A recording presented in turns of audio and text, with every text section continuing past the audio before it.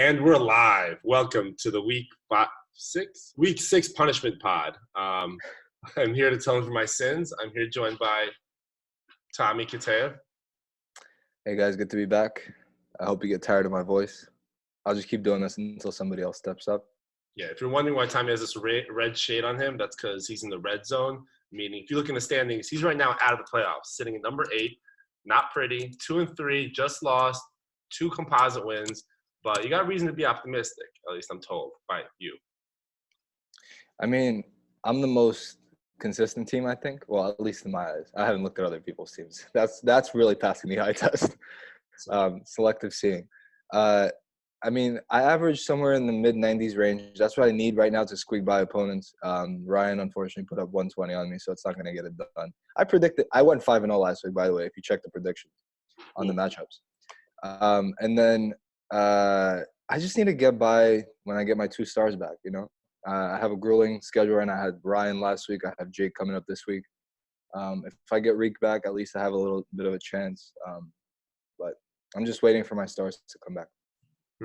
Well, so I'm just looking through the history right now, and this is confirmed the second highest scoring week ever in DTF club history. Second only to 2014 week 8. The average is 119 points, the average game. And this week, it was 111.5. So people just balled out here in every corner. I mean, Steven, number 1. Let's start there. Let's start the highest scoring team and also the lowest, the team that's lowest in the standings. Steven puts up 150. I believe that's the highest for this year. It was close to the record. But I'm not going to double check that. Sorry, Ben. According to the record book, you said it was week 10 of 2018. Is that wrong? That's the comp. Highest comp line. This is the highest average. Very different things, very related. So, yeah, Steven gets 3 30-plus scores. You get Deshaun Watson, 42. You have Michael Thomas. Your Michael Thomas with Teddy Bridgewater putting up 30. It was ridiculous. And then the Eagles against the Jets. I mean, you take that. Literally, you just take the ball from Luke Falk or whatever his name is and just walk against him. Yeah. I mean, I stand by it. I think Michael Thomas is the best receiver in the NFL. I'd much rather take my chances with a star running back than a star receiver. Much more variance with the receiver, I think.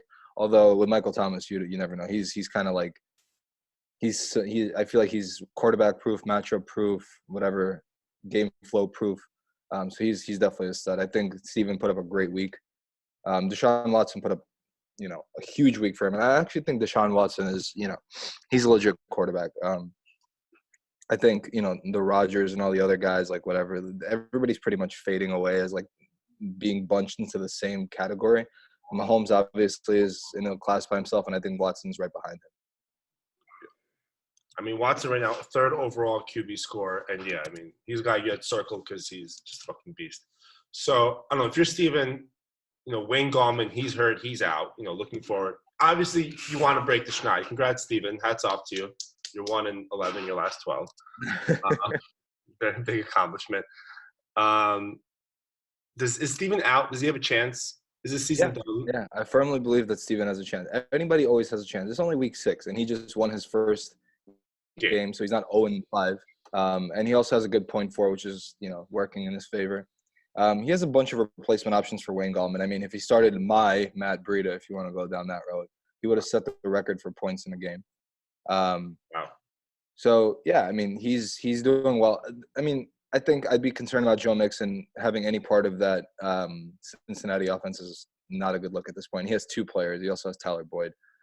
He had a good matchup this week, so Arizona, you start the players, but on any other given week against a mediocre defense or especially an elite defense, you don't feel good about that. But otherwise, I think his team looks pretty solid. He's giving himself a chance to win. AJ Green, I think, should be back within the next 2-3 weeks. So hopefully, yeah. I mean, I think he's definitely competitive. I am not willing to write Steven off at this point. But who is running back? It's Mixon and Breida going forward. That's it. Yeah. That's his best case scenario. Yeah. No, I mean his running backs aren't great, but his receiving core is great. Like he basically became me. You don't want to be that guy One thing- because I traded away from being me. Yeah, you both of you guys need like a rebranding, or at least Steven, he can't have Antonio Brown in this freaking picture anymore. Oh shit, yeah. I mean, he lost Had Antonio Brown. Damn, he had a really, really rough year this year. I mean, just to lose people to I mean, Antonio Brown is such a stupid way to lose a player. And then AJ Green like being out way longer than people expected him to be out. A lot of diversity for the States. Yeah. On the other side, we got Joe in the matchup that Steven played. How do you call it? He put up 86.5. I think that's the lowest total for the week. But, I mean, I'm willing to write Joe off. I think Joe's done. writing him off. I'm writing him up. Joe's done. Joe's team is terrible. He's too reliant on the Ravens. Lamar Jackson has been figured out. I think people have learned how to contain that offense. Todd Gurley is obviously not the Todd Gurley of old. He's very touchdown dependent at this point. And I don't see another player on this team that I'm happy with. I don't want any of these players on my team. They're all in either committees or their ass. Yeah, and like in Josh Gordon, he doesn't look like he's going to blow up. He'll be consistent and solid, but Yes. he's not going to get you like a 3-touchdown game. It doesn't look like. Brandon Cooks also does not seem to be that type of player. Yeah, all these guys have limited upside except for Lamar Jackson. Again, you say he's been figured out, but I mean, any one game, you figure he can have like 40 points, which is the kind of player you need on your team. And how has his past like 3 games been? Past I 3 mean, games, he's 11, in the 20. He's in the 20-point range, right? So it's fine. But look at the matchups at Kansas City and versus Cleveland. Like, did you see what Garoppolo did to Cleveland? Did you see what people are doing in Kansas City? Like, these are not good defenses. And to be fair, he's not doing the crazy Lamar Jackson stuff he's not throwing for 300. He's not running for 100. He's throwing picks. He has 5 in the last 2 games. I don't think this is a player that people are basically forcing him to pass. They're refusing to commit a huge pass rush because the more you rush him with, the more he evades it and the more room he has to run with after the fact. So they're playing a very conservative coverage, making sure that he throws the ball. Yeah, I mean, he completed 68% of his passes last week. He threw 3 picks. I didn't really see that, but I mean, that's bad. The week before, he completed 70% of his passes. He still faces Cincinnati again. He still faces the Jets. He's still got Cincinnati twice on the schedule. So he's got some ass teams coming up. Again, he still faces New England and Seattle, so that's going to be tough. But, I mean, if you're Joe, I think you got to keep riding him. I don't know if Joe's going to, play the matchups with Aaron Rodgers and him. But, yeah, Todd Gurley, not who we thought he was. Mark Ingram, he's been good, right? He's been good, but he goes if Lamar goes. And if Lamar doesn't go, then Ingram's just nothing. Right. I mean, yeah, if you're selling the Ravens, then you're selling Joe. But it's at least good that he has that, pop-up upside. That's really good. Yeah. So I'm not writing him off. I think he's the first if I had to take a player or a team that's out of the playoffs in week 6, going into week 6, it's Joe. Wow. I think he has no chance to get into the playoffs. I would much rather be in Steven's position than I would in Joe. Yeah. I mean, Joe has one more win than Steven, but Steven is 3-2 in point wins. Joe is 0-5. So they're effectively Joe's not a game up on. I don't know how to phrase it properly, but you know what I'm saying. He's not doing great. Anyway, let's move on to another matchup we had this week because we had 5 of them this week. No bye weeks for anybody. No bye weeks in this league. Everyone plays every week, except Steven in the last 2 weeks of the season. That's just anyway. We got a consolation bracket. We got Ankit. We're gonna go to Ankit versus Aiden, the matchup of the A's. Both teams are 2-2 coming in. Only one team came out 3-2, and that was Aiden, putting up 112 points. Again, Aiden's having a solid year. He's 3-2.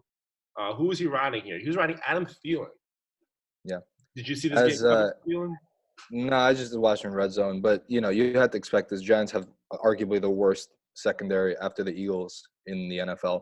So you have to see that. And then, as Ankit pointed out, what I was trying to say last pod was the squeaky wheel gets the grease. And as we know, that's what always happens. And he complained. So he got his, target share and his Red Zone and all that stuff. What's up? Wasn't Diggs squeakier? No, actually, no. So it was Thielen who was squeaky. Then he got the apology, which caused Diggs to be squeaky. You can't be the after the fact squeaky. You can't be responsive squeaky. You got to be ahead of the game squeaky. So And Thielen actually might have been the squeakiest of all time. He might have gotten the most oil of all time, or the most grease of all time. He got an apology apparently on Kirk Cousins' podcast, which I didn't hear, but apparently it happened. I think they were sitting side to side. Kirk Cousins literally just said to him, "I'm sorry," something like that. Ew. Yeah, and people trashed him for that. And then, I mean, I can totally see how Diggs is like, okay, like, guys, what the fuck's going on? I mean, yeah. I've never heard so much squeaking from Diggs, and it didn't work out. Hopefully he gets traded, I guess, to the Raiders. They need a receiver. Anyway, that'll be good for his upside. Evans, Evans had 0 points. Oh yeah, interesting. I don't know. What the fuck? All right, we gotta get our stats guy on this. He was definitely hurt because there's no targets on there either. Maybe he's just not in the game plan anymore. Maybe he's not squeaky enough. Maybe he's too quiet. It says I'd buy low on Evans. I don't see a questionable tag next to him. I don't understand what happened. Evans, oh, here we go. There's a spin. Apparently he got shut down by Marshawn Lattimore. Jesus. Oof. Well, doesn't have to face him again, I think. I mean, this is actual shutting down. If you played the entire game without seeing a target, let alone having a catch, that's absolutely. Says he had 3 targets. They said he had 3 targets, which is even worse. Why does it say 0 though? Yeah, I saw that too. I don't know. Again, ESPN. It's all ESPN fucking up. That's no, it's not you at all. I agree. I take full responsibility for ESPN fucking up. So yeah, Evans had a 0 stat line. As Stephen and Joe know, I played football this week. Also had a Mike Evans stat line. It happens sometimes to the best of us. Oh, ew. What happened? Let's not get into it. I don't know who brought that up. No, Can we get into it? That was great. This is good pod material. Was not on the same page. My quarterback only had 8 targets. It's like, what are you gonna do with 8 targets? Catch one? I mean, come on. Anyway, it's a tough game. Chris Carson. Yeah, I mean, your motto is what? You catch one, you drop 8. So I mean, you gotta have at least 9 targets to get 1 catch. My motto is wait for ESPN to update, and the touchdowns will come overnight. Okay. Will Dissly has been a revelation. I'm so annoyed at that. I talked about this with Aiden last time. He outbid me for Will Dissly. Like I knew Will Dissly's gonna be great. Yeah, congrats. Fuck you, Aiden. It's a great pickup. He's doing it with touchdowns. He's also doing it on he's getting a ton of volume. Getting a ton of volume. He's like the second option there after Tyler Lockett. Bro, he got a carry last week. He got 7 yards on it. He's just that's what you want. That's great. Great pickup. I mean, great guy to have. Praise be to the Most High. Apparently he's a huge Bible guy. Oh, okay.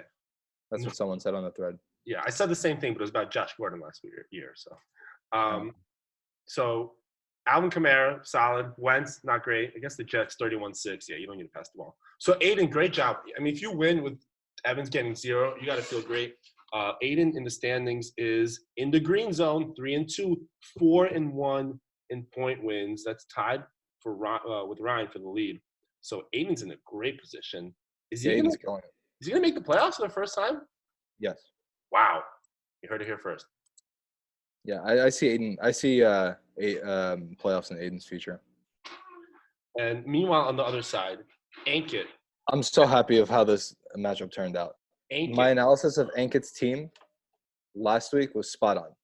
Too many good options, impossible to make the right call, and if he made the right start, he wins by a ton. So Eckler, right? You think you're rolling with him. Melvin Gordon's back for the first time. You don't know what the share is, split, whatever carry is. Obviously he got the short end of the stick there. He had so many good replacement options on his bench. Sony Michel, 18. Josh Jacobs, 26. Like, those are starting caliber running backs that any other team in this league is starting. This is an embarrassment of riches. It's way too much. It's too hard to – it's impossible. I'm going to say it's impossible for him to make a perfect lineup every single week. Too many good options.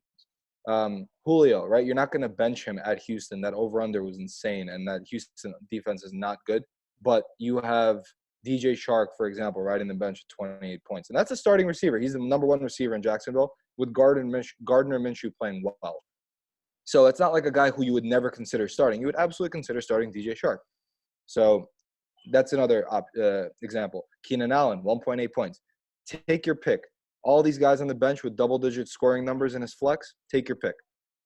He makes one extra start, like, for example, put Josh Jacobs in your flex, he wins this game. He puts Sony Michel in the flex, he wins this game. Like, this, I don't feel bad for Ankit. I think this league, this championship might be Ankit's to win or lose all on his own. I think he has enough to win, but he has to make the right call every single week, which is, I would say, almost impossible. Well, great analysis. But so speaking of Ankit, just bench points. I looked it up. Obviously, Joe set the bench point record this year with 133 points. Ankit had 120, which is good for second all time. So yeah, and he did have a quarterback. Sorry, but yeah. So obviously, a lot of points left up on the board. But does the decision get easier with Eckler? Can you just bench him now and just go to Josh Jacobs full time? You think that's what he's going to do? I mean, if you look at Josh Jacobs' prior games, he was not doing that great. That's why he was on the bench. So there was a 3-game stretch where he had 23 combined points up until the one that he just played, and he was in Chicago. Well, technically in Chicago, I guess it was in London, right? Yeah. Yeah. So you're not starting him after that stretch, right? In Chicago, there's no way you start him. But look at the volume. The volume is there, right? 29 touches. That's insane. That's not like, if I told you that he's getting 29 touches, I don't care who he's playing. He has to be in your lineup. No one else is getting you 29 touches. So right. I think that's what it has to be, right? Because you look at his other options, Sony Michel. But it's not guaranteed, though. That's the thing. Because look at the ones before, 12, 10, 17. Like, that's not guaranteed volume. Oh.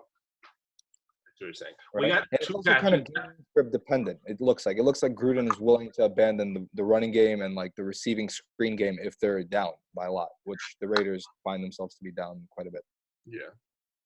And then Tevin Coleman, comes back off the injury and gets 16 touches. Obviously, it's like a blowout type situation. I don't know if he's startable yet. I think that was kind of like a one-off game. But, yeah, Ankit, an embarrassment of riches. And Chark is nice. I mean, like you said. But who are you going to bench? You can't bench Lockett, right? You can't bench Keenan Allen. You're not benching Keenan Allen or Julio. You can't bench any of these guys, yet half of them have to be on the bench. Sounds like Ankit is open for trades. Yeah, but this is insane. Insane. Don't envy this at all. Well, I think Evan Ingram might be injured actually this week, so maybe. Oh, wow. Too bad he only plays tight end. You can't put anyone else in there. Right, but maybe someone else has like maybe a better tight end, and you give him maybe one of your tight ends and one of your receivers.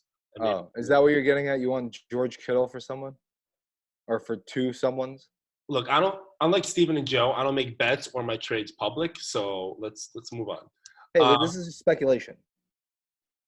Oh, I mean, I don't know what I want. My receiver's the best. Devontae Adams. Also, Ankit loves George Kittle. Ankit was the Kittle guy last year. Ankit loves Kittle. We were talking, and actually I was about to like. He offered me a trade where if I accepted it, I would have beat Rohan by more. And when I initially thought I lost, I was like, fuck, I lost the season because I didn't make that trade. But now, because the world is just, I won. Sorry, Rohan. Sorry. I'm so sorry. I'm so sorry. And Aiden, I'm also sorry. Steven, I'm not sorry. Okay, next game. Let's go to Juju and Jake. Juju and Jake. So Ankit had Aaron Jones go for 40-plus points. Jake had the other 40-plus point scorer. I mean, we already talked about Deshaun Watson. Jake had Christian McCaffrey, the GOAT, and he lost. I mean, how are these people losing these games with like 40-plus point scorers? Wait, so I do feel bad for Jake because him and I suffered the same issues where our receivers went down in the first couple plays with a hamstring injury. So that's what happened to Sammy Watkins. I had Philip Dorsett had the same thing. Odell, you have to be you're panicking if you have Odell right now. So much. That Browns offense is not gelling. Dr. Scholes, you know he's gonna be squeaky. Yeah. I mean, they need Dr. Scholes in the footwear. Nick Chubb is great, right? But then Kareem Hunt's coming back week 10. And I don't care what you think about Nick Chubb in terms of like how productive he is, how great he is. If you have Kareem Hunt, Nick Chubb's workload is getting cut at least into half. Christian McCaffrey's a beast. But I have another concern about Christian McCaffrey. This is unsustainable. Like his workload is unsustainable. Take love those. I know. No. But it's not about how good he is. I think he can continue to be this good. My question is, can he continue to be healthy?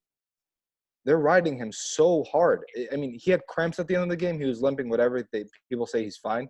But it's just a matter of time. He's not a big back. He had He's 20 not a guy who can. touches. That's it. He had only 25 touches. And that's the least. That's the least of the season. That's the problem. He averages around 30. Let's go. Let's just go through it. First Yeah, week, 29, 32. Whoa. No, sorry. 29, 18, 27, 25. 37, Tommy, you're adding Oh shit, you're right. 37, yeah, and 25. Okay. Ben, Ron Rivera said that his goal every single game is to get Christian McCaffrey at least 25 touches. Till he vomits. In this NFL, where you see people getting carted off left and right, players are getting faster, players are getting stronger, hits are getting harder, even if they're not to the head. Like, the idea is that they're not to the head, right? Like, the goal of player safety is they're not to the head. It doesn't matter. The rest of your body hurts, too. He does Breaking news. avoiding big hits. And also, it's weird that you're becoming it's built into the price injury take guy. This is not built into the price. This is unprecedented usage. There's no other – who? LT? Jamal 15 years ago? Yeah, LT, fucking Le'Veon Bell. Like, he never got hurt. Le'Veon Bell took a whole year off because of that. No, he didn't. He said, I'm not coming back with this usage. Well, he survived the usage that year. Maybe 1 year. 1 year. This is the year for Christian McCaffrey. All I'm saying is, if I'm if I'm Jake, if I'm Joe, I'm giving up. If I'm Jake, I'm praying that my guy is just healthy at the end of the – he's going to get his numbers. Christian McCaffrey's a beast. Look, we're all praying our guys are healthy, right? But, like, especially Jake. Especially Jake. What do you think of the Jacoby and Marlon Mack combo? I mean, Jacoby's been good football-wise, but he's been good fantasy-wise. He's been solid up until his past game. Obviously, it was a huge win against KC. But do you think that's a good move, pairing those two guys up? It's not a high-scoring offense. Yeah. But, I mean, the matchup is great. I think his quarterback situation is abysmal. We're playing the matchups, I guess. So he's probably streaming. I mean, look, he has Baker Mayfield to at -2. Like, Baker Mayfield. Like, that's why you don't talk shit as a rookie quarterback, is because people make you eat your words quick in the NFL. Quick. Right. That's why I never talk shit. It's just not worth it. Like, people always ask, like, oh, why you always have, like, these boring, monotonous quarterbacks? It's because of this. Danny Dimes, the GOAT. So boring. Yeah. So you got to be boring. You got to keep it low key. You don't want the attention. It's already hard enough to play that position. You got to keep it low key. What about your boy Gardner? I mean, again, he's in his third game. It just takes defenses a second to realize what your tendencies are, where your eyes go. Cockiness and being like, obviously he doesn't talk shit, but he's like making himself known, Yeah, but I'm saying don't do that, because all it takes is for people to watch a little bit of film. Quarterbacks are very human. What do? They panic. When they panic, they do one thing over and over and over and over again. So what do? You just set up your defense to be in the place where your quarterback goes when he panics all the fucking time and make him panic. That's it. It's not that hard. It's not rocket science. You have a gigantic 300-pound man running at you at full speed, you're going to panic. Right. For some quarterbacks like Matt Schaub, you throw a pick six. For someone like Mark Sanchez, you run into your own lineman's ass. Exactly. People panic in different ways, but it all ends up in the same. It's a pick six or a fumble. Not good. Yeah. So yeah, Jake loses. I guess he can blame Sammy Watkins, but you gotta blame Odell. You gotta blame yourself. You gotta blame Odell. And you gotta blame Baker. Good job by Jake though, I guess, to not start Baker and Odell. But if you're Jake though, he made an appearance in the thread today. As soon as a vote was posted, Jake was in there. I love the settings he has on Slack. Ignore everything but the votes. Hats off to Jake who's not listening to this. But yeah, so he made an appearance. Right now in the standings, Jake gets his only his second. Oh, that was his third loss. 2-3. He's got the points. He's out of the playoff contention right now, but decent shape. Other side, we got Oleg. I'm sorry. Let me go back to Jake's team. I'm kind of worried about his team. He has no receivers because Reek is going to come back and Sammy Watkins is ass. Odell is ass, right? Like, at least until that offense starts clicking, he's ass. And then his quarterback, he doesn't have a quarterback. So, like, I'm playing him this week, and 3 weeks ago, I was like, oh, fuck, this is going to be a bad game for me. Like, I chalked it up as an L. This week, I think I could squeak by him. If Reek comes back, I think I got him. I mean, we're looking ahead a little bit in our segments, but still, like this team is not something I'm afraid of. Like Yeah, he has no quarterback, no receivers. Like I'm sorry. This is those tight not. ends. If you're Jake, do you trade with Ankit maybe? Fill some holes? Roll But he with doesn't your have anybody captain. to offer him. He Yo, doesn't look trade at his bench. Chubb. His bench is nobody. Trade Chubb. That's an upgrade for Ankit at any position. Maybe get Josh Jacobs. Is it an upgrade? Get Chark and Jacobs maybe. That puts Wait. You think Chubb is an upgrade over anything Ankit has? Ankit has some really good players, including running backs. he doesn't know which one to fucking start. Wait, who? I forgot who. Yeah. But is Chubb a must start? Week 10, he's gonna cut his workload in half. I don't understand why you think Chubb is like this amazing guy. I think he's great. He's a good player, Wait, but Tom. You think Kareem Hunt's a great guy? What'd you say? no, I think Chubb's a great player. Okay. I think Kareem Hunt is a talented football player. Okay. I just want to get the record straight. He plays football at the wrong times in the wrong places sometimes. And he plays the wrong position too. He's not a place kicker. So That's true. anyway, kicker. I bet I knew it. That's what he said. Anyway, we got to move on. So Jake, yeah, obviously has some holes, 2 and 3, but he has McCaffrey. Other side, we got Juju. We got again Oleg. Trust Russell Wilson. He's a Seahawks fan. Wilson's absolutely fucking amazing. Lindsey had a great game. Amari Cooper went off. Melvin Gordon, though, in his debut, Oleg started him. Trust him right away. Does not have a good showing. You feel good about Melvin? Yeah, I feel good about Melvin. Melvin's gonna just get back on his workhorse ways. I think next week. I think Oleg has nothing to worry about there. Philip Lindsay, I don't think you can expect that kind of production from him every week. But it's nice to see Juju finally start to get back on track. Amari Cooper's been really good for him this year. I mean, he has to figure out something about his flex, but I think he has Kerryon Johnson on bye, so you definitely see him moving up in there. So I think it's going to be his RB 1 and 2 is Gordon and Kerryon Johnson, and then you have Lindsay in the flex, which that's great options. This team is actually much better than Jake's, in my opinion. I'd actually much rather have Oleg's team than I would Jake's. Yo, Russell Wilson's the number 1 QB. Why Yeah. did I fucking pay for him? I literally was gonna fuck. Anyway, he's great. Yeah, and he's got Ertz, he's got Cooper. They're gonna have great years. Smith-Schuster can only go up, you would hope, but again, the QB situation is abysmal. That was so bad. But yeah, this is a solid team. He's got Kerryon on the bench. Adrian Peterson, maybe he resurfaces with the coaching change, but whatever. Is Marvin Jones? These are not worth talking about. I mean, these are not players that you're happy starting at any point. Adrian Peterson, Geis is going to be back in a couple of weeks, so I mean, he's out. He's going to be inactive, literally, a healthy scratch. So, I mean, he has Drew Brees also like lurking on his bench. That was a decent pickup, I guess. But I mean, why add to your quarterback controversy? He has 2 quarterbacks and 3 defenses. That's the only thing I got to say about Oleg's management. I'm like, I just Wait, never. talking about Drew Brees? He's out, right? Yeah, but I'm saying he picked him up, waiting for him to come back off of IR. And then, for whatever reason, I guess he said he thought that maybe Russell Wilson wasn't going to be this good. Oh, but yeah, but if you have that spot, you might as well use it. That's a good move that's actually a veteran move by Oleg. Normally he makes some amateurish moves, but I like that. Well, he has 2 quarterbacks and 3 defenses. That's not veteran movement at all. All right, we're not talking about his defenses, right? Because that's always going to be amateurish. But at least I like the guy that he's stashing a guy in the IR. So we're going to move on to your game. All right. This was a close game at a certain point. Take me through it. What happened? Were you confident? Was this a must-win or can't lose for you? Where were you thinking? It's neither of those. If you look back at the pod that we did last week with Aiden, I said that Ryan was going to blow the lid off my team. My hope was I got off to a great start. My Thursday games, having the Greg the Leg and Cooper Cup performances. Greg the Leg, I don't know what's up with this guy, but he misses like a 40-yard field goal every week. It's just his thing. He just randomly misses a 40-yard field goal. Otherwise, yeah, I think I hung in there. The garbage time touchdowns by the Texans defense and Godwin didn't do me any favors. Also, the Philip Dorsett, first play from scrimmage, not even getting a target, just blocking essentially, pulls his hamstring.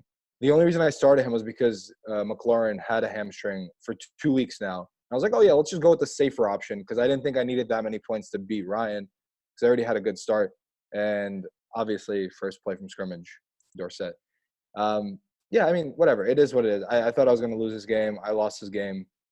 Um, doesn't matter. Like these weeks don't matter for me. If I start winning, I mean, if I start losing after Saquon and Reek come back, that's when I have an issue with every loss. I'm just trying to hang in there, trying to put a little points up. If I can steal a point W, that'd be huge for me. I didn't get either this week, but I found the starting running back in Jordan Howard to fill in for the time being. The coach over there is saying that he's going to get more carries, and that's it. I don't really. Yeah, obviously, when your team can be very scary. Saquon probably out this week, but again, even if he comes back the week after, that's still much short on the very short side of what people are expecting or hoping. Yep. So that's impressive. What's Reek's deal? Have not been following. He was practicing limited last week. It looks like he's probably going to come back this week. If he can get full practices in without any like pain or setbacks or whatever, he's going this week. Jesus, that means I can't start Demarcus Robinson, which is a good thing because he fucking sucks. Yeah, I mean, it looks like you're better off starting Pringle. Like, you can't tell with that Kansas City offense. Diggs, Pringle, what's the difference? I mean, okay. Other side, Ryan. I mean, is Ryan back? He's no. Number one. No. He's number one in the standings. All right. No. He's going for his third, which would be a record #1 seed in history. I hate this team. I think this team sucks. He leads the league in points. Yeah, he leads the league in wins. He leads the league in point wins. He is the complete package. I hate this team. Tell me why. So Brady, you know what he's going to do when the season's going to come to a close. He's going to start doing dump offs, basically running the ball out. They're not going to care. They're going to have whatever locked up already, like home field, AFC East by like week 9. They're not going to care. So Brady, you're going to have to start Dak Prescott. Am I happy starting Dak Prescott? Not really. Yeah, he seems like he's putting up a good game here and there, but then he's also liable to put up 7 points, what he did at New Orleans. And he also has a pretty rough schedule if you look at it. He plays Minnesota, Detroit, which has actually been sneaky good this year, New England, Buffalo, Chicago. These are all great defenses, so I'm not happy starting him at all. And then you have players like Chris Godwin, who, yeah, he had 24.5, but let's put that in context with the garbage time touchdown and the 0 receptions by Mike Evans. You're not going to expect to get that every week. Even though he has been really good this year, I will say that. But it feels – actually, he's the #1 receiver in fantasy this year. But this does not feel like it's going to last. I see much more of those New York Giant 4-point games than I do these 29, 24-point outings. And then with Travis Kelce, again, like what I saw in his effort and his ability against an Indianapolis Colts defense who was on its like second string everywhere, and linebacker, defensive front, secondary. I don't know what he was doing. He looked terrible. He looked like he didn't want to be there. He didn't look engaged. He looked like he was almost like overmatched in a sense. That's not the Travis Kelce I'm used to seeing. He didn't help Mahomes out one bit. He kept falling down on his routes. He kept asking for pass interference. You're not going to rely on Carlos Hyde. Like, this team is not great. Le'Veon Bell, the only saving grace I think for him is if Darnold comes back and that offense starts to look a little bit better. But right now he's getting 50 touches for 40, 50 yards. Like, you don't want to see this. I think the Jets have 1 offensive touchdown this year. So even if you're saying he is their whole offense, that is still very bad. So, yeah, that's not great. But I don't want Ryan's team. I'm very happy to see Ryan in the playoffs. I would volunteer to see Ryan. I mean, if I make the playoffs, obviously that's, in and of itself a whole dilemma. I would love to see Ryan again in the playoffs. All right, so Patrick Mahomes, are we worried? Has he been figured out? No, he's fine. His ankle hurts. His teammates are fucking terrible. And now he got fucking demolished like 3 separate times. Yeah, he's fine. He's fine. He's fine? He's fine. If you saw what happened to his ankle, he's fine. He stepped on one guy's foot by accident. I guess he twisted a little bit. Then the next one, the guy paid him back and stepped on his ankle. That hurts. Like a really big fat dude with spikes. You know how you always step on my feet when we play and you're the only one wearing cleats? Yeah, I know. It hurts a lot. Stop wearing cleats to just regular pickup football games. It's really annoying. You play to win the game. But yeah, also, if you saw how Mahomes hurt his foot, it was an E version of the ankle. That ligament is much stronger, the E version ligament. So he's probably fine. You don't want to invert it, all right? I've had experience with that. Not good. Weak ligament. All right. So we can move on, unless you have any final closing thoughts on how much you hate Ryan's team. and we can go to the final game of the week, the drama game of the week. Oh boy, were you up for this? Did you see what happened? Have you heard of this? Seen Yeah, this? yeah. I wasn't watching the game necessarily because I was watching the Yankee game, ALCS. Yeah. Very excited for us to get back there. But yeah, I was following it like on Slack and on. I had it in the background like playing the game and all that stuff. But it's a big win for you. So I was watching both games with, and yeah, it was fucking electric. Kittle just like I think towards the end of the first half was just getting peppered to targets. And then even though when they're up 3 scores, he got that 20-yard touchdown. I was like, oh my fucking God. Got a couple receptions after that. I was like, I think I'm winning now. I checked the score. I was still losing by 0.2. And I was like, damn, he is not getting the ball ever again. But when I zoomed out, looked at the scoreboards, I saw that I had a lead. And I was like, oh boy, there's going to be some drama. Yeah, so I still thought I was losing. Jarvis Landry came out so hot. I feel like 65 yards in the first quarter. And then after that disappeared along with the rest of the Browns. The Browns are just punting. They're not going on 4th down. It was a sad, sad sight. But also, again, on this win had a point win on the line. If I lose the point win as well. So absolutely colossal. I wish the drama could have been more, I don't know, more classic drama than this fucking random number shit that happened. So that really sucks. Heart goes out to Rohan. He's a great competitor. But he lost. He's not in first place anymore. And creeping up, and this is where we got to be. Yeah, I think it's a huge win for you. I mean, this is kind of like saving your season here, right? Like getting a point win, like you said, and a regular win. I think you have a really big issue at quarterback. I mean, I understand like you're a homer and Daniel Jones, it's exciting, but he's not a good fantasy quarterback. It looks like the running thing was a facade more than it was a thing to expect regularly. He runs 20 miles an hour. He'll figure it out. I feel like, I mean, what do we run? At Stony Brook, I think I ran 17 miles an hour. You're like the slowest ever. What do you mean? I'm fast. No, so if you run 17, like what does that 20 miles an hour even mean? It's like, I don't know, 10%, 20% faster than that. No, I can do math. I'm just saying, like, I think most people can run like 18, 19, maybe even 20 miles. Like most people, like a regular person. Yeah, I think so. Most people. Joe fucking Schmo. Joe Middle No, I know. I'm saying like, first of all, every single person on the football field can run 20 miles an hour, right? Like Aaron Donald's running 20 miles an hour. Easy. No. Aaron Donald, not running 20 miles an hour, 100% running 20 miles an hour. Confirm not running 20 miles an hour. Aaron Donald. I'm confirming this. I'm going to look it up and confirm it. Oh, my God. Aaron Donald, 1,000% running 20 miles an hour. I'd even go as far as to say he runs 21 miles an hour. You're a clown. You can't be saying that. Watch. Aaron Donald stuns with otherworldly foot speed. But this doesn't include miles per hour. Oh, no. Oh, I don't want to see him toe-tapping freaking like a ballerina. Oh, hold up. I'm on SportsNot, and then they said, does Kaepernick belong in the NFL? It's like, you must answer this question. Ben, we're not trying to get political on this podcast. All right, so Daniel Jones, what do you think about it? I think he's terrible. Yeah. I mean, he's not terrible, but he's playing New England this week. So Sterling Shepard's out. Everyone's out. Sterling Shepard's had his second concussion in this year, so in 5 weeks. Whatever. He's out. He said a long time, essentially. Dale Jones, he makes good throws. You saw the touchdown pass? That's like, no. What? You didn't see it? No. I mean, you would love this throw. It's a great throw. So I think in a good matchup, when he has Golden Tate, when he gets that chemistry going, when Saquon's back, he's gonna be nice. But that might take a while. I'm gonna keep him on my roster. If you want him, he's not available. Anyway, yeah, Fournette, he's back. Told you guys. Yeah, Fournette looks good. Fournette and that offensive line, they look like they're really, really good. They're bullying people. However, Zeke lost Lyle Collins. What do you think? Zeke doesn't give a shit. Oh, Zeke cares. Zeke just he was quoted as saying, "I care." Was he really? No.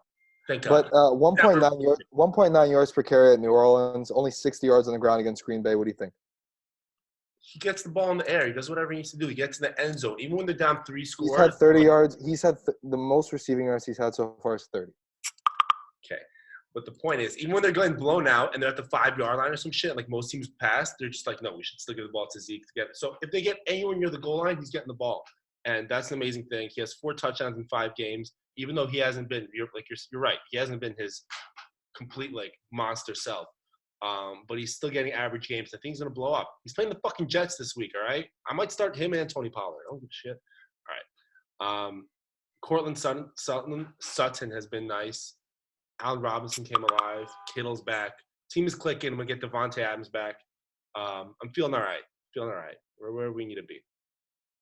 Yeah, I mean, I think this team's viable, right? Like your team is viable. Viable.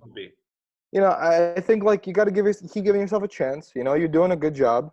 Get rid of Daniel Jones. Figure out a better starting quarterback situation. Or maybe like keep him on your bench, like you said.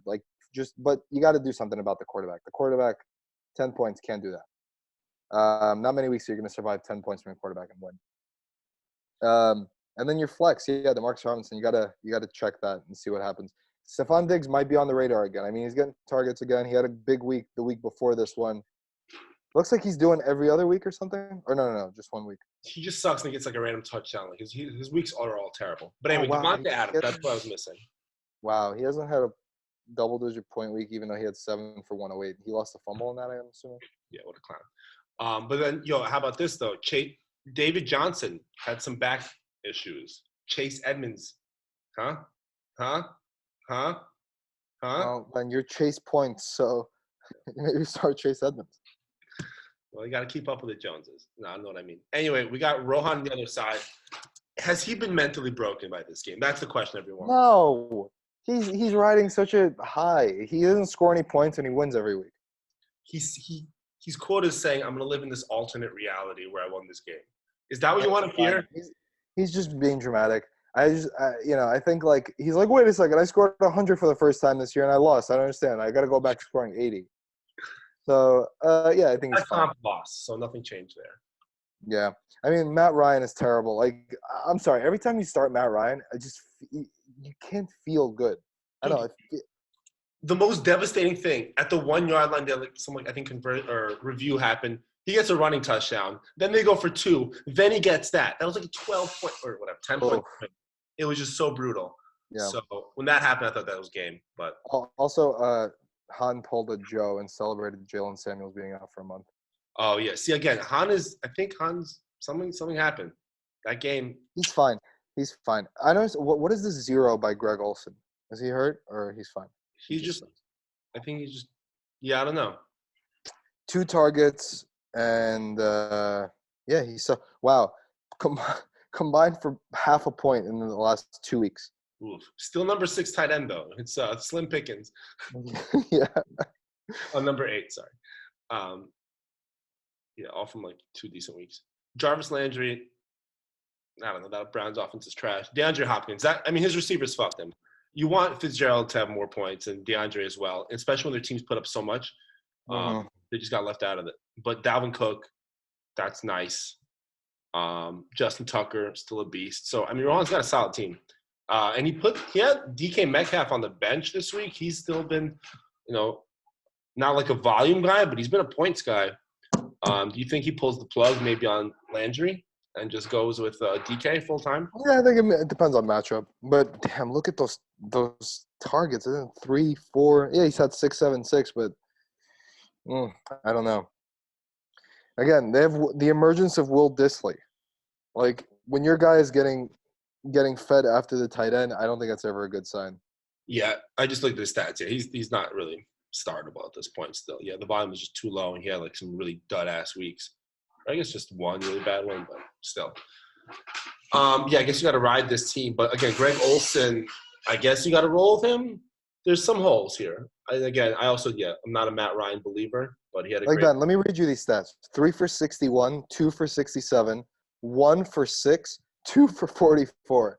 Is that DK Metcalf or Deshaun Jackson? And a touchdown. Yeah. All right. So that takes us through this week. Let's one more time brush through the standings. Got Ryan number 1, most points, 4-1 head-to-head, 4-1 point wins. Then Han has been kicked out of the first place. He's now in 2. 4 wins, 1 point win. Middle of the road in points for probably on the lower side, actually. Then Aiden and Oleg. So you got Han, Aiden, Oleg, Ryan in the driver's seat. And then outside looking in, we got Ankit, myself, Jake, Tommy, Joe in that order, and Steven. 1 and 4 gets his first win, still with poop colored 10th in the standings. But Steven has a third highest points for, sitting at the bottom. I guess he's still got hope. Like you said, I'm buying the hope. But yeah. Yeah, only 125 points separate you, which is the lowest point total, Well, with it's not Ryan. throwing shade at people. It's not that much, 125. So it's what, like 25 points per game? That's not bad at all. Yeah. So obviously it's Tuesday when we're recording this. We talked a little bit about moves teams should make or could potentially make, or holes they have. Any huge waiver wire pickups you want to discuss? Anyone you want to psych out with your predictions? Anything you got going like that, or you want to? Well, again, like, I'm gonna put my money where my mouth is. I'm not doing the unsustainable take because I don't think he's good. I think he's amazing. I think he's top 3, top 2 running backs in the league, right? I think Christian McCaffrey's the real deal.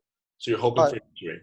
No. I'm not hoping for injury. I just think that when in this league, when you have these guys who are so strong, so fast, hit so hard, 25, 30, 35 touches a week it's dangerous. It's not smart. This is the only thing that's keeping your offense going, and you're just not protecting him at all. He's not even getting spelled. He's doing the pass blocking too. It's insane. He's playing 96% of the snaps. Ron Rivera is insane. So with that being said, Reggie Bonifon, I'm going hard at him. So Jake, I don't know what to tell you. You're either gonna buy or you're not gonna buy. You think I'm gonna try to psych you out? You're probably not gonna watch this podcast. I don't even care. I'm telling you right now, I'm going hard at Reggie Bonifon, who showed that he's capable. Wow. There's a lot of puns with that name. I mean, is he a bona fide star? Is he a sweet pickup like a Cinnabonifon? Does he sound good? I mean, sounds good. Is an Anamana Bonafia? I don't know. But we can come up with these things if someone picks him up. But, if I was Steven and I need a new picture, you got freaking Antonio Brown on there, you go for Bonifon and you go for a rebranding. All right, let's move on to any other news we want to talk. We had this vote, came down to 5-5 to change the scoring. You got to just look. Obviously, everybody's against it, right? Everybody knows that this defensive system is terrible. I don't even think it's necessarily the lag in the scoring being adjusted. I just think that it's unpredictable, right? Like, even if you went through all the tackles for loss and stuff like that, did you still get the exact number that you thought it was going to be? The answer is no, but 80% of the time I got to the right score. Okay. But not 100%. That's the bigger problem. The problem is that no matter what you do to try to assume what your actual score is, you're not getting it 100% of the time. So I think it's like the transparency, in a sense, you can say. Like, you don't really know where it's coming from, what it's going to be. So, like, I can deal with the lag as long as I have an easy and clear-cut way to find out what my score is. I think we're getting better at that. Han predicted the scores perfectly, and I adjusted the way I did it. I feel like there is a way to get it better, but I think maybe you're right. Sometimes some things just without our knowledge would just get turned into a tackle for loss at some point. That's inevitable. But I think at most it's 0.5. That's the highest discrepancy I had, which matters, of course. Yeah, exactly. With the way that our league is going this year, like the range between highest and lowest scoring, like every little point matters, especially in these weekly matchups that we're having, like 2 back-to-back weeks where like just really small point margins are determining wins and losses. But if people are waking up with wins, going to sleep with losses. Like, this is not good. This is not good for mental health. It's not good, but look, this is the reality we live in now. We voted not to revert it. What we have to do now is find the best way forward, and I think the best way forward is just stick with it and deal with the consequences. I'm a big proponent of sticking by things that if they work, they don't work. Just stick by it. Learn from the mistake going forward. You can't change it in the middle of the year, because I don't think that Jake drafted his fucking defense based on this new scoring system. Like just terrible. Just get that out of here. But what I think though is we've never done it before, and what you said, oh, like we'll only do it once. This is the emergency button, and we can never use this as a precedent. No, absolutely not. Of course, people are going to start to use this as precedent. Like you So can't true. change things mid-season. You can't do that. Like just stick by it, ride it out. Things are bad. Put an asterisk next to this season, especially if you win again, and that's it. Yeah, but you're right. That's what I'm worried about. Okay, but so here's ways to avoid getting fucked with this again. Hold on. One more thing.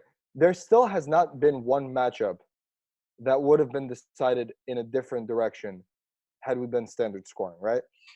Right, but again, that's not the point of this. I don't think that's a right thing to look at, even if that was the case. Because the point is, we wanted to change the scoring. It didn't. That was the point. So if it affects games, that it is what it is. That's the point. What we don't want is the lag shit to fuck shit up and like you think you have wins. So that happened twice. But again, if we use these best practices to like look at the scores ahead of time, we would have been off by 0.5 at most, and then we would predict the scores correctly each time. So the way you do that is you double check that on the desktop version of the app, your defensive score matches your fantasy cast score for defense on a Monday night game.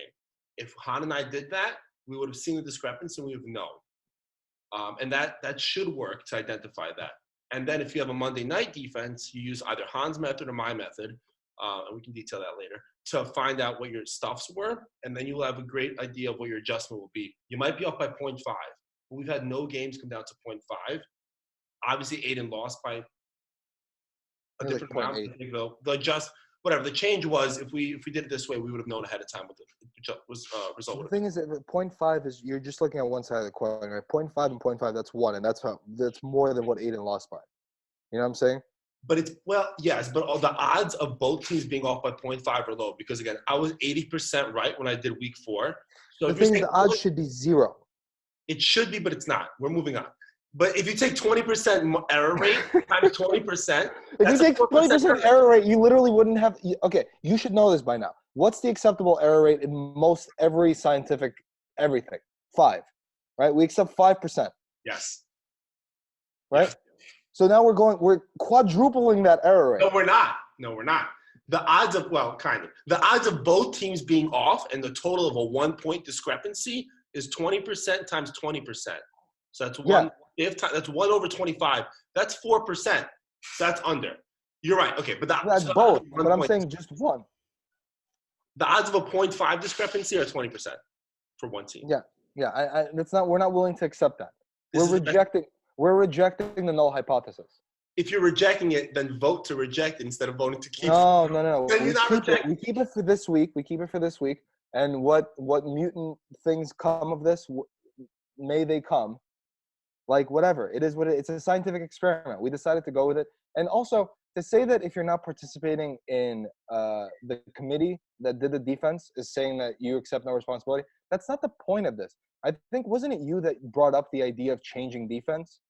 And then we all voted on it, and it passed. Yeah, but I'm saying, but you try to convince people, like, why it's good to change the defense, blah, blah, blah.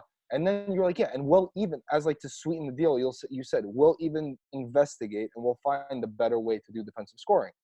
Just because we didn't contribute to the committee or whatever, it doesn't mean that we didn't, accept responsibility for or like trying to make the league better. We just wanted to make sure that this went as well as possible based on what you sold us. So we went with you. You were the person, the point person on this, right? Look, I'm not. It is what it is. You tried. It didn't work. You're saying it didn't work. It's fine. We know going forward that we should either make a completely different, league system, whatever. Like we're talking on a different, like going away from ESPN altogether, or just going back to standard scoring. I get what you're saying in terms of bringing up the suggestion, but this is something people talked about for a while. You can say it was my idea, but the fact that it's not like an original idea. It's not like I said, we should do this. I only came up with this. Obviously, it's the thing people thought. I think it's a pretty original idea, right? Like I didn't have like a tremendous problem with defense scoring. The only issue I had was counting the yardage. And we're still doing that. We're not counting yardage anymore. Yes, we are. Look at the scoring system. I just looked at the scoring things. You're getting minus points for yardage. Yeah, but I think it's like less frequent, and the jumps are 1 point instead of 2. It's just better. It's still absurd. It doesn't. Okay. Agree. Anyway, so the point is, people recognize there are issues with defense. Then we had like 7 months where no one volunteered for the committee. It's not like I jumped in and said, I'm going to do the committee. I was like, no one was doing it. Anyone want to do it? Joe joined. It was us two. We found something that was tried and true. We didn't try to come up with it ourselves. We fuck up. Found something decent, and we could have. There was a way we could have identified this issue. We didn't. Everyone had the same information. Anyone who looked into it could have found it. No one found it. It is what it is. We're here. Bottom line is, I think it's fine. Ride it out for the season. It's not making or breaking anything so far. Hopefully it doesn't make or break anything for the rest of the season. It would be hilarious if it did for the championship, though. I'm kind of rooting for that. That would be amazing. So fun. All right, let's move on to week 6. Have there been any other controversies before we move on? I don't think so. No, I mean, I guess Joe's big thing, Joe's hill is he wants the standings adjusted for the points win-loss so that the tiebreaker for the players that he bids $1 on are accurately reflected. And whatever. We talked about that. I think it's a decent point if it really does affect things, and we have the true standings. So if it does happen, we'll cross that bridge when we get to it. Classic Ryan Classic Ryan said that the burden lies on him to convince the commissioner that it was a legit reason to be overturned. It's like, this is objective. There's no convincing. Exactly. Joe's like, you can literally see what. Yeah. Yeah. So I think if that comes down to so stupid. All right, let's start with the shit matchup of the week, which is me and Steven. 1-4 versus 2-3. Someone's season's gonna end here, right? Mm-hmm. Basically. Well, no. I think if Steven wins, I think you guys are both equally in it. I think if you win, man, I don't want to. Because Steven's team reminds me so much of my team in 2015. He's putting up points. He's getting the shit matchup every single week. I think he still has a chance. No, I'm not willing to write anybody off here. 1-5. You're saying he would need to run 7. If this was Joe, 100% loss. He's done. Gone.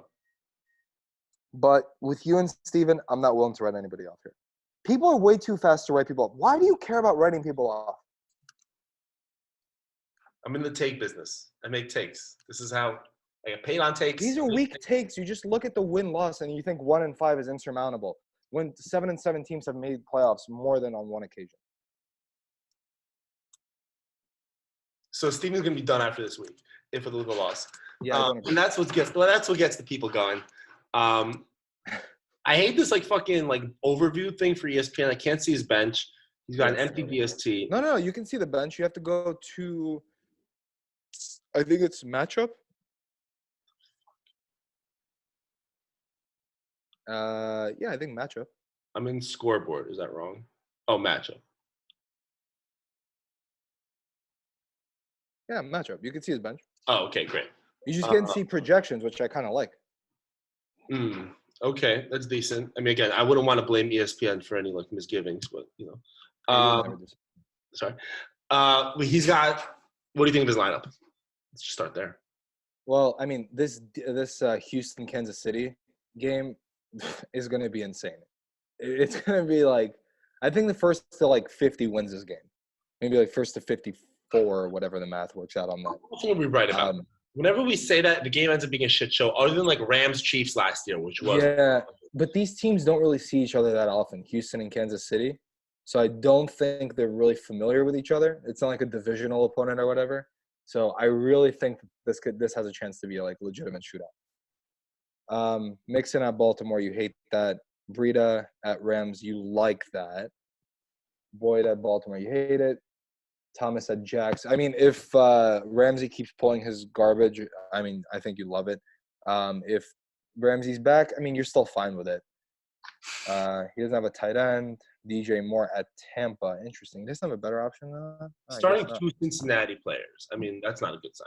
He's been doing that every week. This is not new. But he has Hilton on bye this week, so he kind of has to. And again, he has been doing that every week. Tyler Boyd's been in that lineup every week, and this is not new. Yeah. Yeah. No, I mean, I think he's fine. Whatever. See what kind of defense he picks up. Because he has Jags against New Orleans. Can't start him there. Well, Waller has been really good for him as a tight end. That's a decent sized loss to have him on bye. Yeah, I guess tight ends don't matter. Daniel Jones at New England. That's not going to happen, right? That's probably not going to happen. You heard it here first. All right. Zeke at Jets. Great. Fournette, New Orleans. Plus minus. Diggs against Philly, great start. I think Philadelphia secondary is just atrocious. The only issue for Diggs is Thielen in that matchup. Cortland Sutton, Tennessee. That could be like such an annoying game where like nobody scores. It's like a battle of attrition. Kittle at Rams. Oh, he's gonna go crazy. Devontae Adams, you're very hopeful. I doubt it. Turf toe, 2 weeks, no way. Monday. He's playing Monday. He's in 10 days. That's one extra day. No, it was on Thursday. I think his game was on Thursday, right? It's 3 extra days. I was like 2.5 weeks. Yeah. Maybe. Doubt it. Usually those are like 3-4 weeks, no? Turf toe? Look, he's a world-class athlete, as some people say. People forget that. No one knows these guys are world-class athletes. That's true. Hey, I mean, it's true. But I think it's also like turf toe, I feel like is one of those things is like you think, oh yeah, everything's fine. It's just my toe. And then you start like running and then it just doesn't go. Right. It's like a high ankle sprain. It's like I don't even have a high ankle. I only have one ankle. It's pretty low. It's like this is nothing. This is a made-up thing. It's like that's not an injury. Ooh, Ravens against Cincy. That's a great matchup. That's juicy. Yeah, we're gonna feast. Yeah, pretty good. I wouldn't really make any changes. I think it's. Oh yeah, and I guess depending on David Johnson's status, I would definitely start Chase Edmonds if he's the guy. Oh yeah. Yeah, I'm taking you here. I think you just need a regular quarterback, like someone to get you like 18 points, 17, 18 points, you're golden. Because Deshaun Watson is the only guy who can really like bulldoze you. Yeah, Deshaun could really fuck this shit up. He could put up 50, no problem in this game.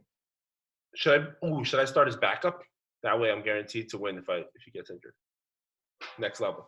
All right, next game we're talking about is okay. Oh, let's go to the Juju Bowl. The JoJo Juju Bowl. Jojo. JoJo's Aiden, Juju's Oleg. They're both really. It's projected to be a tight one. A lot of stars on either side of this. What do you see on Oleg's side? I see a lot of bad match. Ooh, Thielen against Philly. That's nice. Cooper against the Jets. See, I feel like anybody passing against the Jets never gets anything going because there's just no reason to pass against the Jets. Not a reason to do it. I'm going to take. Oh fuck! Yeah, this is going to be close. I like Oleg. I think Wilson against Cleveland's a great matchup for him. He's going to be forced to throw the ball a little bit. He's going to be forced to be doing his magic stuff. He's going to have to play at a high level. Like, even though Cleveland seems like inconsistent, maybe even bad, I think there's always that scare that they could beat you. They've beaten some good teams so far, and they kept it close with the Rams earlier. Lindsey against Tennessee, like, whatever. Melvin Gordon against Pittsburgh. The run defense is pretty good there. You don't know what the split is with Eckler yet, for sure. Juju, whatever. Amari, you don't like it because the Jets, again, I don't think they're going to have to throw. Ertz at Minnesota, whatever. Kerryon Johnson at Green Bay. That's a tough matchup. You're going to get stuffed a lot there.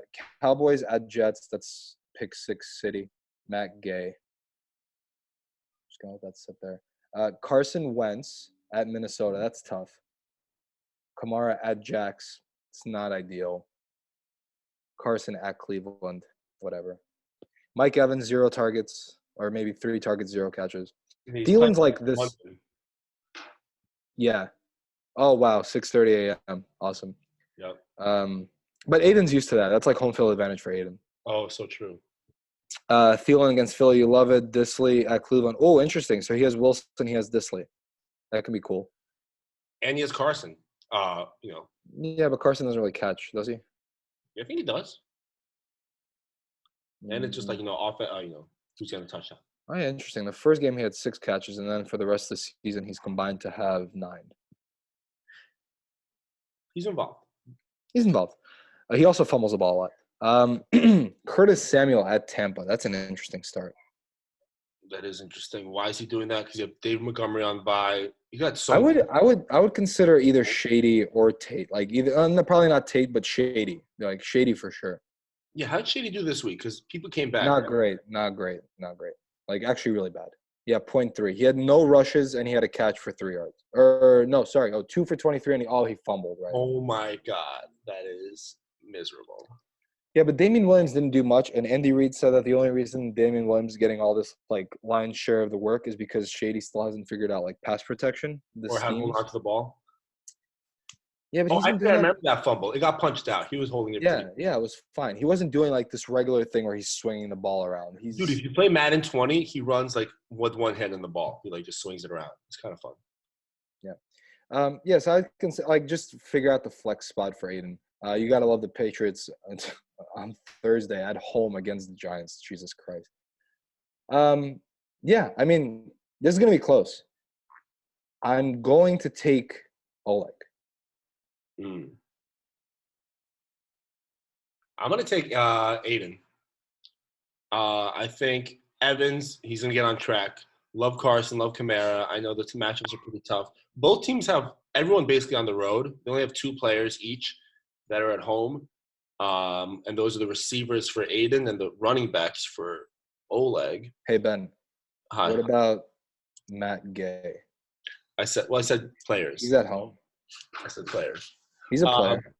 There's been Tommy, I can't count him. There's been no openly gay player. But Matt Gay would be such a great Gruden grinder. Okay. Grinder, nice. Juju, he's got a shitty quarterback. He's on the road. Cooper has no reason to get the ball thrown to him. I think Oleg's just gonna have a low, how do you call it, ceiling here. Oh, interesting. Look, they both have they both have each other's tight end. So like Wentz, Ertz, and then Wilson, Disley. Yeah. Both are very involved tight ends too. They're very involved. Yeah, I'll go Aiden here. And this is a big game. It's a big game, but I think both of them are solid teams. Yep. We can move on to Ankit and Han. Han, kid Han. Ankit looks like he has Kyler Murray ready to go. He's firing up Tevin Coleman and Sony Michel. He's just like he's benching everyone who screwed him last week and just putting the freaking. This is like the absolute wrong way to go. If he's doing it that way, if that's the way he's doing the math, that's the wrong way to do it. But I don't think he's doing it that way. You can't start Miles Sanders. He's the backup to Jordan Howard at Minnesota. Eckler, he's gonna think that his role is gonna continue to diminish, and then he has no other options. So Chark. I think Chark. So Chark's the wide receiver 1 in Jacksonville, and they're going against New Orleans, who had Mike Evans shut down by Marshawn Lattimore. True. So I think that's a fine sit. The question is Tyler Lockett. Like, what do you do there?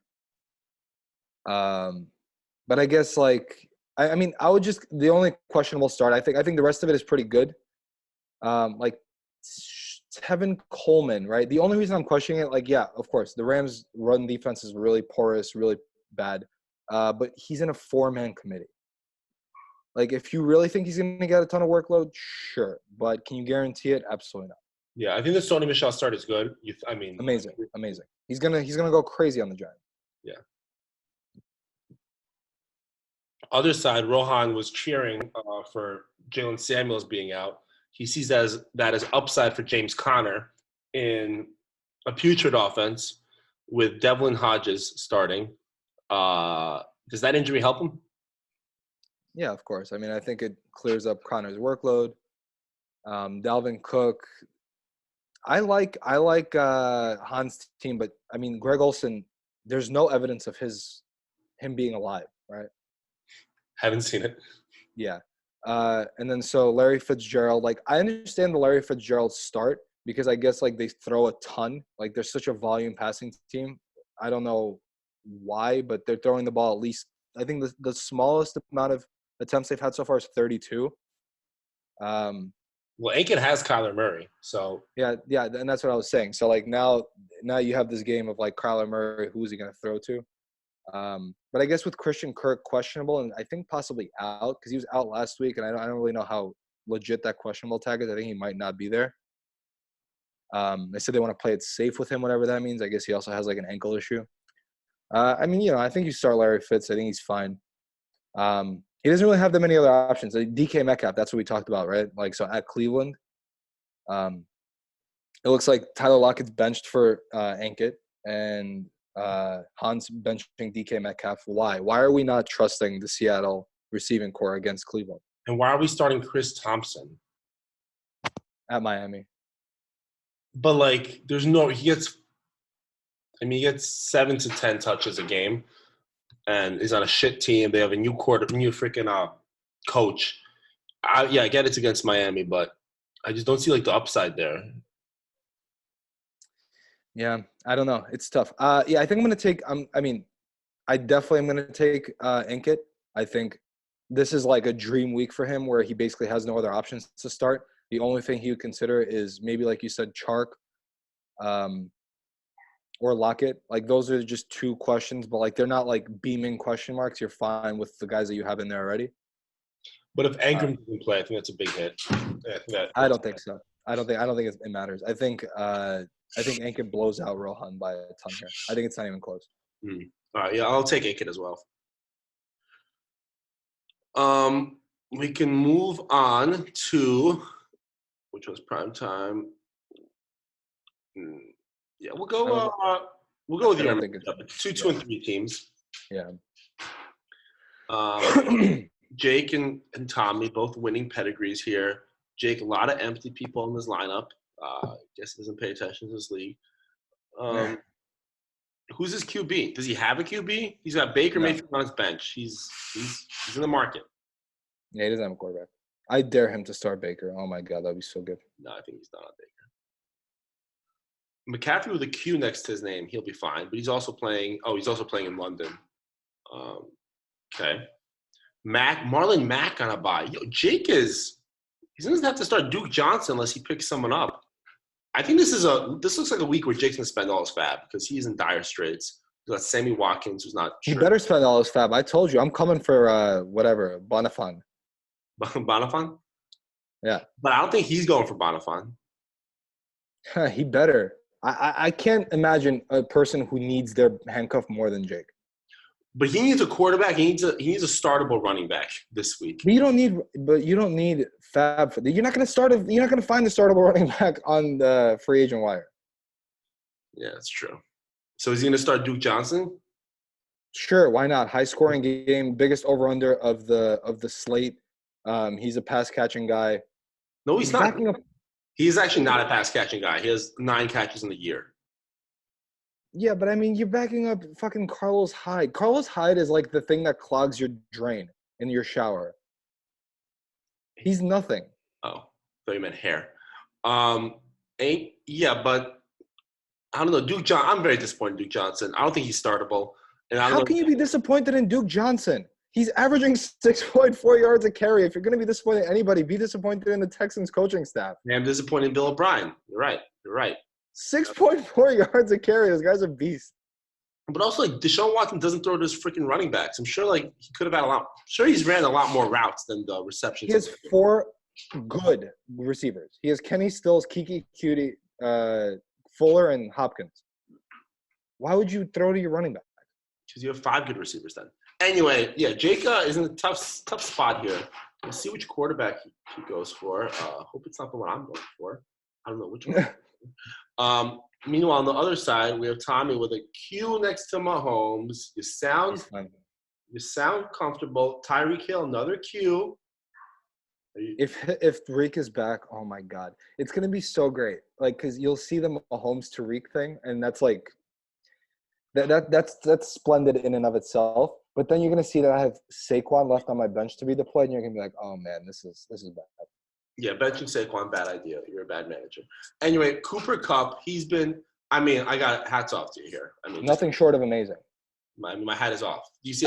People roasted me for getting Cooper Kupp, and I literally fundamentally said that people fundamentally don't understand how this Rams offense works. Like, Robert Woods is amazing. Yeah, he's a lineman. And Brandon Cooks, he's so good when he's not concussed and when he's not running 80-yard go routes that Jared Goff can't throw that deep. Such a fundamental misunderstanding. I'm sorry. Fundamental. And then Todd Gurley. If I'm not bidding on Todd Gurley, huge red flag. I should have seen that red flag. The signs were all there. But Cooper Kupp, number 4 receiver. Ryan was reading the lips in the huddle. He said Jared Goff was saying, I'm not giving you the ball today.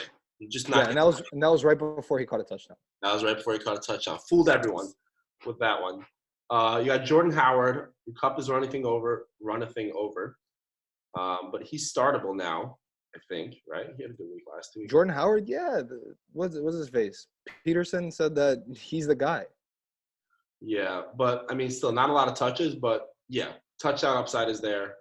Startable for sure. Derrick Henry, is he number 7 overall? Fuck out of here. Ben, I find value. Get at me, please. I'm not gonna get at you. I'm just not gonna do it. Anyway, Terry McLaurin, your flex. You love this guy.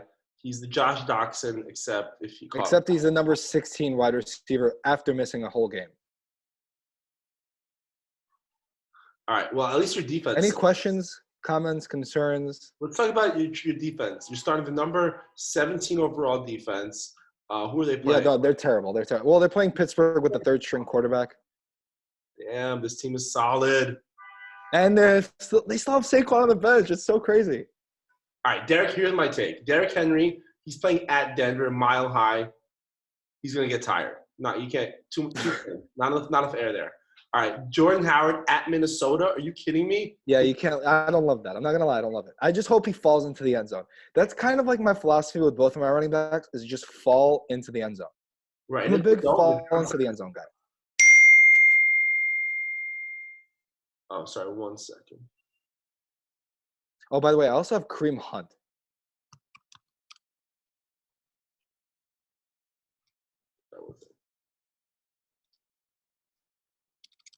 You do also have Kareem Hunt. You have Hill and Kareem Hunt. What do you say about that that locker room dynamic in your team? Well, I think Jake has to find the quarterback. He has no RB2. Sorry, wait. I think his wide receiver too. You can't be happy about the wide receiver. Sir, the question was, sir, your locker room. So right now I'm given a 64% chance to win, but that's because he doesn't have players fill into certain slots. I think it remains to be seen what happens with this matchup. With incomplete information, I don't think we're able to make necessarily a decision. So I think we should just move on to the primetime match for the game of the week. Sorry, and that is that Ryan and Jake? Or sorry, Ryan and Joe?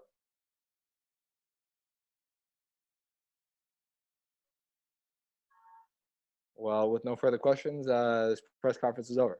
That is the sound of silence to Tom. Because that's what Tommy. That's all we heard from Tommy about.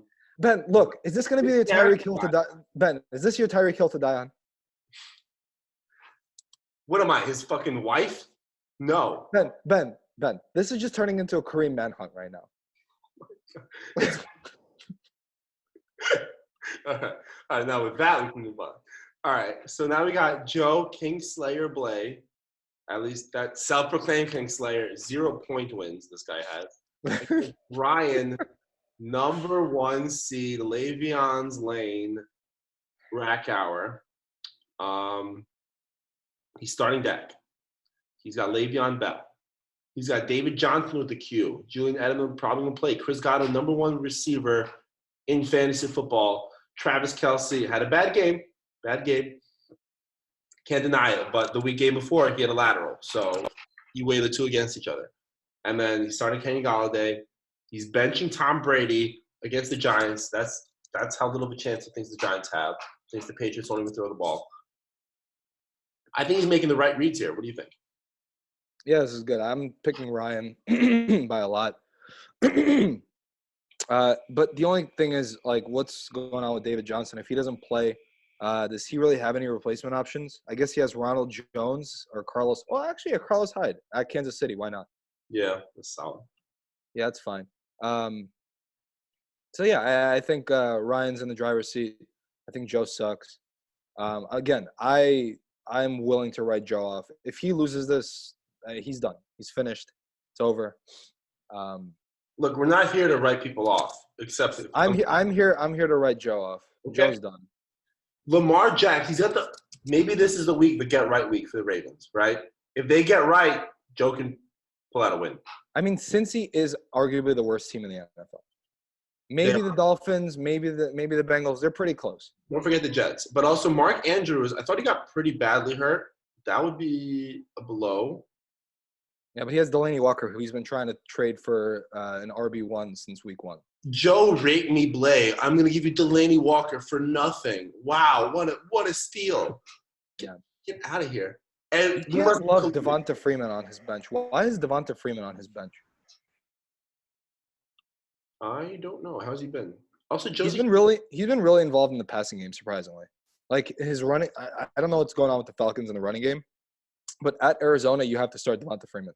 Like this is a game that the Falcons are going to be competitive in. Like Falcons are low key bad this year. You have to start the what? You're not benching Damian Williams though, right? Or are you? Sure, I am. Why not? He's in a committee. Yeah. Devonta Freeman's the guy. Until Ito Smith takes it over from him, but for now he's the guy. Yeah, I buy that. Yeah, no, you put Devonta Freeman in there, of course. Yeah, so Joe also not a good sign. Joe's gone back to starting his lineups now, like showing. Yeah. Gimmicks aren't sticking. It's just like he's go back to porn. I said. Now, yeah, he's still starting Josh Gordon against the Giants. Again, his upside is just not there. I mean, I love this guy, but he's just getting a few targets a game. He reels most of them in, but nothing too huge. And against the Giants, when you're down on Josh Gordon, that's another huge red flag. You got to see that from a mile away. You got to see it from a mile away. So we got. I'm also taking Ryan here. I think Ryan. Ben, was Josh Gordon a flash in the pan? No, he was not. He was. We'll edit that in post. I'll figure out a good pun in post. Anyway, those are the matchups. You heard it here first. Ryan's gonna go to 5-1. Joe is done, finished 2-4. Sorry, that's Crown Heights for you. All right. Okay. All right. Yeah, he's gonna go to 2-4. He's not gonna get a comp win this whole year. Tommy said that's pretty embarrassing. Point wins is what we call them. Any parting words you want to leave our folks with? No, I think this is a great season in terms of how close the league is from a points perspective. I think it's going to be competitive down to the wire. Besides Joe, I think all these teams have a chance. I think everyone has an X factor. I think the most glaring X factor is for Ankit and being able to make the right starts every week. I think he's the front runner. Like for me to really look at all these other teams in depth for the last 2 weeks now because of their pods, I think Ankit is by far the clear front runner. He just needs to make sure that he sticks with the guys that he thinks are going to be most productive each week and not based on their previous week's performance. I really think he needs to buy into certain players who he ranks as better than others. And unless the matchup is glaringly favorable, like a Bengals or a Dolphins or a Jets, you got to kind of just stick by your guys because he has extreme. I don't think I've ever seen such depth on a team. The team with depth is usually. He has 1, 2, 3, 4. Well, I guess now with Eckler back and Sanders back to backup duties, he has 4 clear-cut workhorse starting running backs. 4. It's insane. Wait, sorry. Who are they again? Name them. Jones. Sony Michel, Aaron Jones, Josh Jacobs, and Tevin Coleman. Tevin Coleman, I don't think falls into that. It's a 50-50 committee. No, he's 50, and then the other 3 guys combined for 50. Right, so he's not a clear workhorse. And then Sony Michel, 3 touchdowns on a Patriots offense that's been pretty good this year. He's had really bad games. He does get the touches, it looks like, but he hasn't been that productive with them. And again, they also have Burkhead, they have White, so he's also not the clear workhorse. Aaron Jones, I mean, we've been waiting for this fucking game from Aaron Jones for 2 years, and he finally had it, which is nice. So you got to like that. But the Packers have never really shown that they love the run too much, but maybe they figured it out. I don't know. So you're high on Ankit. I'm not that high on him. I think he's going to make some wrong decisions. I don't think some of these decisions are that easy. But again, his quarterback situation is also really abysmal. Murray's been nice. I mean, he's been bad, but he's been nice. Number Yeah, 8 QB. I mean, he's got I mean, upside. look at how many rushing yards he has, and look at how sluggish his point totals are. And that's with 2 rushing touchdowns, man. That's bad. He's got the points are on the board. That's what matters. He's number 8, and you hope he's better. Are the points on the board? He has 16, 17, 16. That's terrible. Number 8. It's not great.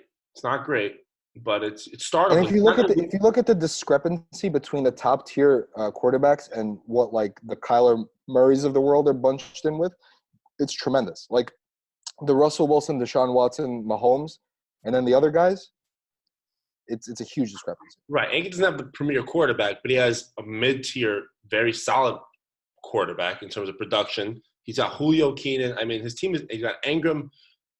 His team is good. You can't have studs everywhere. I think Kyler Murray is a solid quarterback to have, definitely. Start him every week. He won't lose you a week, unlike Daniel Jones. Even though he didn't lose me the week. So he's good. So, yeah, I like Ankit. Like you said, the league, 2 4-1 teams, 2 3-win teams, 5 2-win teams, and Steven's not out of it. So Steven's not out of it, no. Pretty tight stuff here, and that's what we came to see. But again, all these things can change overnight, literally with our point system. So that's what's great about this league. Okay, Ben, make declarations. Who's your lock to make the playoffs besides you and I? You can't include us two. Who's your lock to make the playoffs? Who's your lock to be out of it? They're done. So you're done. So I only have 2 teams to choose from for people. Yes. So you're in or you're out. Yeah. Now we call it segment you're in or you're out. You know I think is in? Aiden. He's in. Put him on the board. He's in. Aiden is in. In. Steven, you're out. Good try. Wow. You're out.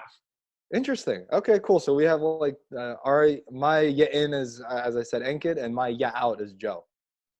I think those can both be true. Hey, you're in or you're out. Exactly. The Yankees, they're in the ALCS. It's true, and we're out. Thank you for tuning in. We'll see you. Have a good week. And I take full responsibility for this and for the win. All right, bye. Later.